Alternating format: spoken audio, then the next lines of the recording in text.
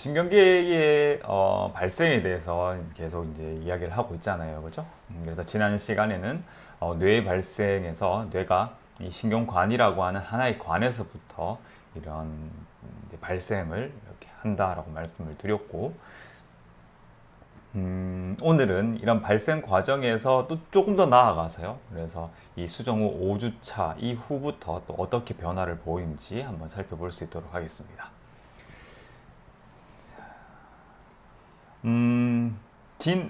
지난 시간에 말씀드렸던 이 그림 자체가 좀 간단하게 그린 그림이라는 말씀을 드렸잖아요. 그죠? 그래서 이것을 옆에서 이렇게 바라보면, 우리, 이제 뇌가, 신경계가 이렇게 발생을 하면서, 이 일직선으로 되어 있는 게 아니라 이 막성이 아직까지는 이제 뼈가 단단해지기 전에 어떤 그런 어떤 형태이기 때문에 그런 막성 어떤 그런 두개골 안에서 이 제한된 공간 안에서 음, 신경계가 이렇게 성장을 하다 보니까 이 끝쪽이 이렇게 조금 굽어 들어가고 이런 이제 굴곡이 치게 됩니다. 그래서 쉽게 말씀드리면 그래서 제한된 공간 안에서 이제 성장을 하다 보니까 그런 어떤 변화를 이제 나타낸다고 보시면 될 것 같으신데 거기에 이런 뇌 굴곡 그 다음에 이후에 대뇌 반구가 성장하면서 또 소뇌가 성장을 하면서 이런 주름 구조 이런 부분들이 이제 형성이 되는 그런 어떤 모습을 오늘 설명을 드릴 거예요. 그래서 이 뇌굴곡 같은 경우에는 5주차부터 이렇게 나타나게 되는데요.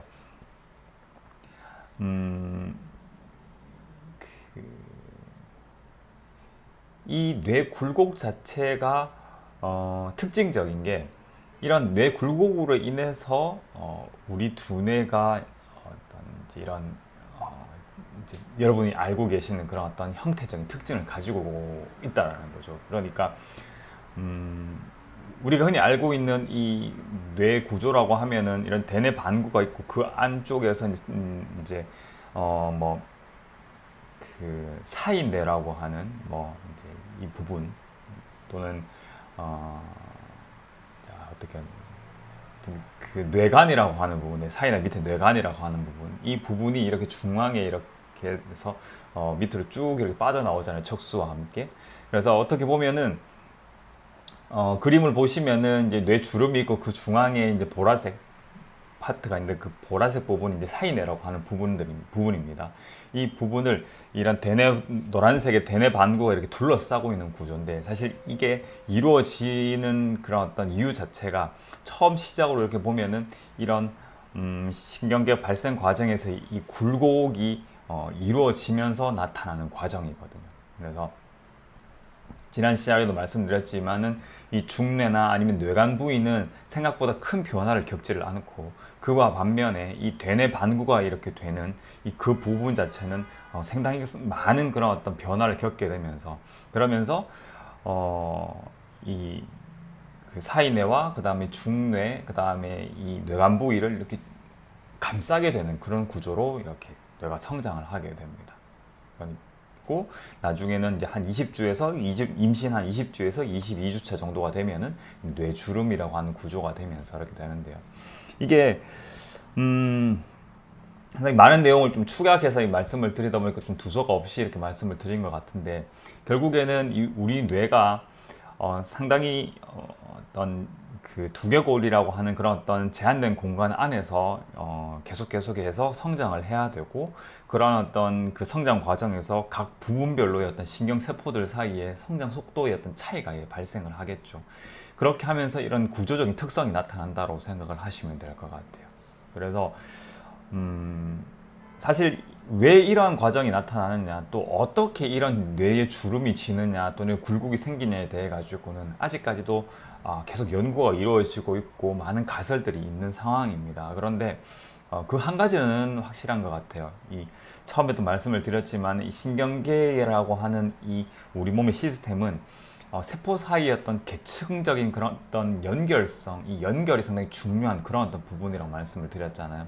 그렇기 때문에 이 연결성을 극대화하는 방향으로 또는 최적화하는 방향으로 계속해서 분화가 되고 성장을 한다라는 거죠.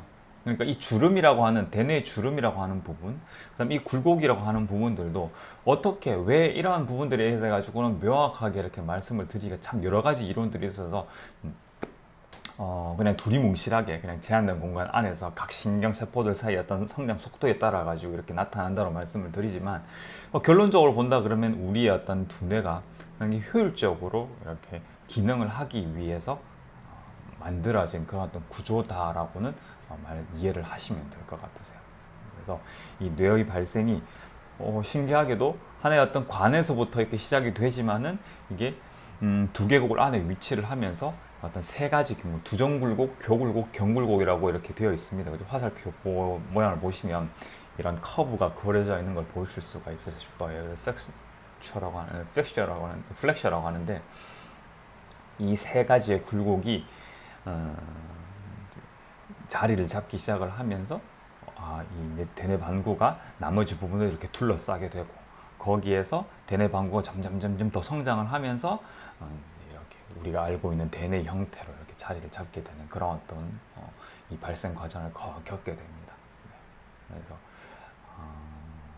이런 그러한 어떤 이유가 이 어떤 신경세포의 연결성 때문에 그렇다라고 보시면 될 것 같아요. 그래서 신경계를 이해를 하실 때는 항상 이 보실 때 이 신경세포들이 어떻게 연결이 이루어지고 어떻게 그런 연결성이 효율화적으로 이렇게 이루어지는가를 보시면 제일 거기에 포커스를 맞춰서 보시면 조금 더 흥미롭게 이렇게 보실 수가 있으실 것 같아요.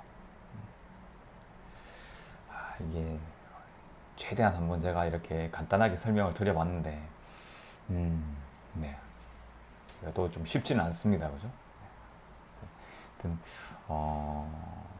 이렇게 관에서 시작된 이런 신경계 세포, 그 신경계 발생 과정이 옆에서 이렇게 바라봤을 때는 이런 어떤 굴곡의 형태로 되어지고 이게 점점 이제 이렇게 우리가 알고 있는 어떤 대뇌의 모습과 척수의 모습, 뇌관의 모습으로 이루어지는 거에 대해서 오늘 한번 간략하게 한번 알아봤습니다. 네, 레스 토픽은 여기까지고요.